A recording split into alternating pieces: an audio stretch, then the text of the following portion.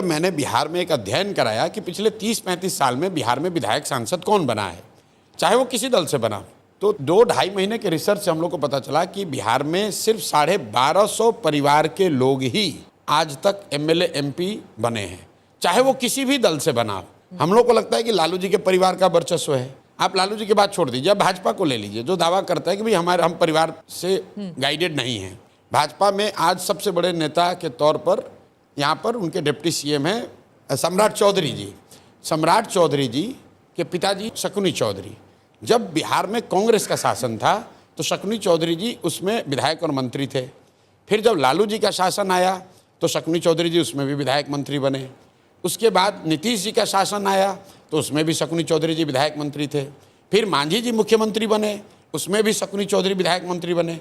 और आज जब भाजपा का प्रभाव बढ़ा है तो उसमें भी उनको कोई दूसरा कुशवाहा नहीं मिला, उनको भी शकुनी चौधरी का लड़का ही मिला। ये बात मैं आपको एग्जाम्पल इसलिए दे रहा हूँ कि बिहार में जो कोई भी नेता बन रहा है वो किसी न किसी विधायक या सांसद का ही लड़का है। उसकी वजह क्या है? क्योंकि एंट्री बैरियर इतना बड़ा बना दिया गया है कि भाई अगर आपकी जाति की संख्या नहीं है, आपके पास करोड़ों रुपए नहीं, आप बाहुबली नहीं हैं, आपका कोई गॉडफादर नहीं है, तो आप राजनीति में नहीं आ सकते हैं। उसको तोड़ने के लिए जनसुराज ने ये प्रयास जो शुरू किया है कि अगर आप में क्षमता है, अगर आप में समाज के प्रति चेतना है, अगर आप बिहार में कुछ नया करना चाहते हैं तो व्यवस्था की चिंता मत कीजिए, वो चिंता जनसुराज करेगी। आप आइए और राजनीति में जुड़िए और कुछ अच्छा कीजिए। और ये सोचकर बहुत बड़ी संख्या में लोग जुड़े हैं।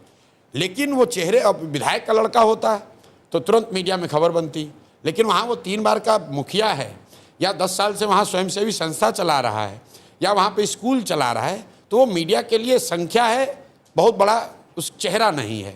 इसलिए इतनी बड़ी संख्या होने के बावजूद कई बार लोग कहते हैं कि और दूसरा कौन है, दूसरा कौन है। भाई यहाँ पर सैकड़ों अधिकारी, रिटायर्ड ऑफिसर्स, डॉक्टर्स, लॉयर्स, मैं आपको दावे के साथ कह रहा हूँ कि बिहार में कोई जिला आप उठा लीजिए, वहाँ के सबसे बड़े डॉक्टर, वहाँ के सबसे बड़े वकील, वहाँ से सबसे नामी गिरामी जो पदाधिकारी होगा, कभी रहा हो किसी सर्विस में, उसमें से बहुतायत लोग, 50% से ज़्यादा लोग आज जनसुराज में हैं, सक्रिय सदस्य हैं, बड़ी भूमिका में हैं।